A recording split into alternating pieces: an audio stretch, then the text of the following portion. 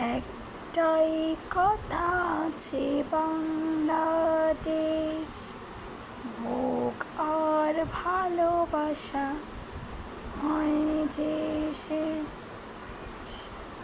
সে যে বন্ধু আমার। আসলে আমার গানটা আসলে মনে নাই,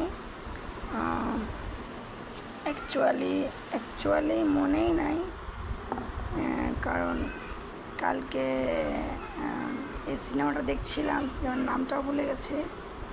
বহুত আগের সিনেমা, সম্ভবত 2000, অ্যাটলিস্ট মনে পড়ছে না, এটা সম্ভবত 84 সালে সম্ভবত।